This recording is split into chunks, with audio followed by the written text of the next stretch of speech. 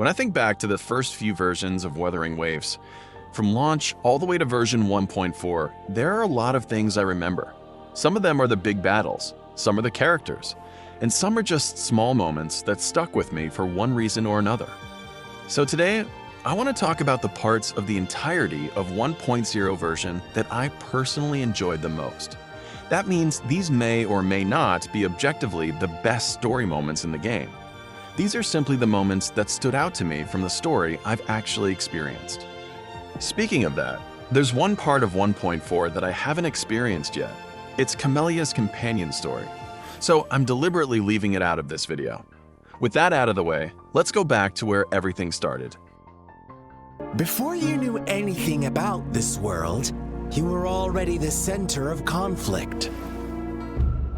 One of the first moments that really grabbed my attention was Scar's introduction, and specifically the story he tells Rover about the shepherd and the sheep. At this point in the game, we were still learning what kind of world Solaris 3 was, what the lament actually meant, and what all these different factions were trying to accomplish. And then Scar shows up and basically sits down with Rover and tells them a disturbing story. What I like about this scene was the game suddenly stopped trying to throw information at you and simply let a character talk. The story he tells is obviously meant to represent his own worldview, and whether you agree with him or not, it gives you a glimpse into how he sees the world. The idea that the sheep are simply accepting a system that's designed to consume them, while the shepherd represents the authority controlling them, tells us a lot about Scar's philosophy. And I remember thinking that this was one of those moments where Wuthering Waves suddenly became much more interesting. Scar wasn't just some guy we were supposed to fight. He was someone who actually wanted to challenge the way Rover looked at the world. Now, Rover, the story is yours to spin. Then there's Yinlin. Who's there? Here you are. I knew it was you. I guess you wore a disguise so no one followed. Thanks for that. It's been an honor to serve you, and I'm hoping you'll accept my deep contrition. Griffin, you shat in my bedchamber.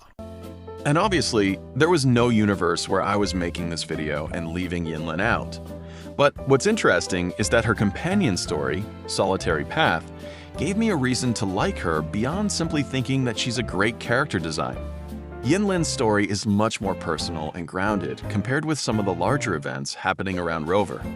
There's the investigation, the puppets, the Midnight Rangers, and the question of where Yinlin's loyalties actually lie. But what I found most interesting was getting to see the person underneath the confident and somewhat mysterious personality she presents to everyone else. She's someone who has spent a long time manipulating situations and pretending to be in control. But underneath that is someone who has her own vulnerabilities and reasons for doing what she does. And because this was one of the first companion stories I experienced, it also showed me what sometimes I enjoy about Wuthering Waves. When the game slows down and lets us spend time with one character instead of constantly pushing the main plot forward. Oh, and lastly, there is another thing I should thank you for. For trusting me all the way till the very end. Until we meet again, Rover. Perhaps I'll meet you under an entirely different identity next time.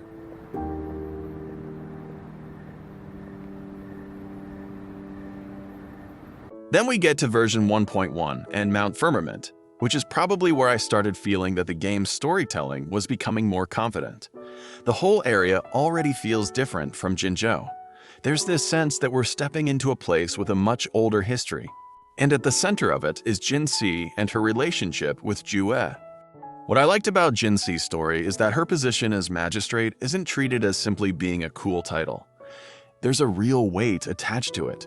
She's someone who has spent much of her life carrying expectations that were placed on her, while also trying to understand what Jue's connection to her actually means.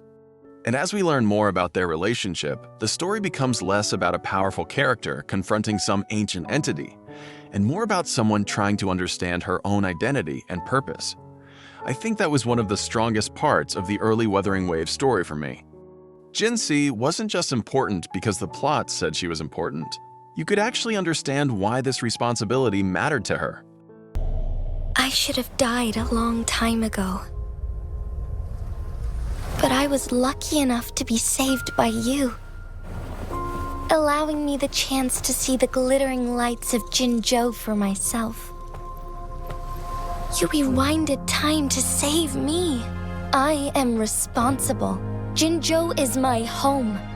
If it's ever in danger, I will do everything in my power to protect what I hold dear, even at the cost of my own life. Such a valiant speech.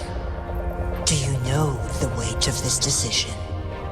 And then there's the moment when Jinqi's finally confronts Jue. What makes this sequence memorable to me isn't necessarily the spectacle, although the presentation definitely helps. It's the emotional weight behind it. Are you willing to bet on me? Restore the time flow. Pray, from where does this confidence arise? Jinqi has spent so much of her life trying to understand this relationship, and eventually, she has to face the truth for herself. There's something satisfying about watching a character finally stop simply accepting the role that has been given to them, and instead decide what that role means to them personally.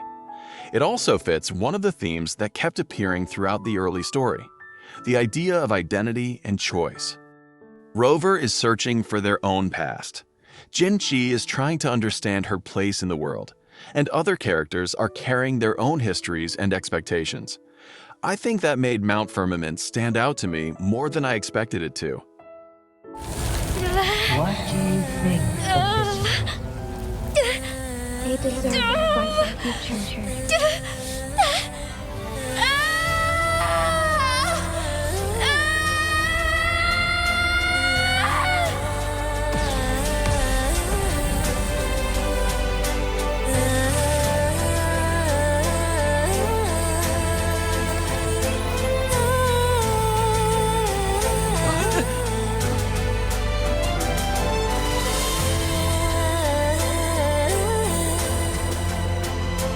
The transfer has been carried out as you instructed. Jinji, one shall honor one's promise and restore Jinzhou's future to you and its people. But if I had to choose the part of the version 1.0 in its entirety that hit me the hardest emotionally, it would probably be Shorekeeper's story in version 1.3. It's why we are back. By this point, Wuthering Waves had already introduced a lot of characters and mysteries, but Shorekeeper's story felt much more intimate. The Black Shores had always been connected to Rover, but with Shorekeeper, we finally got to see what the connection actually meant on a more personal level. And that's what made her story work for me. She's not simply another character who happens to know something about Rover's past. There's a genuine bond between them.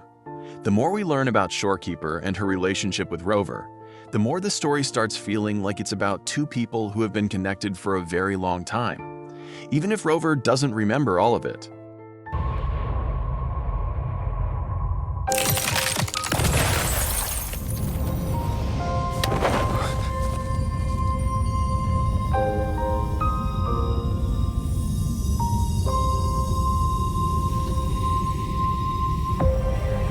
Tell me this story later, when we meet again. Farewell. Backup plan enabled. And then we get to the emotional climax of that story. Shorekeeper is willing to sacrifice herself for the Black Shores and Rover, and Rover refuses to simply accept that outcome. What I liked about this isn't just the sacrifice itself. It's the fact that Rover, who spends so much of the early games searching for answers about their own identity, finally has someone they care enough about to say, essentially, "I'm not willing to lose you." That makes the relationship feel different from a lot of the other connections Rover has formed. And when you finally reach the conclusion of Shorekeeper's story, it feels like the game is finally paying off some of the emotional groundwork it had been building since the beginning. I will always be here, watching over you. Could this feeling be love?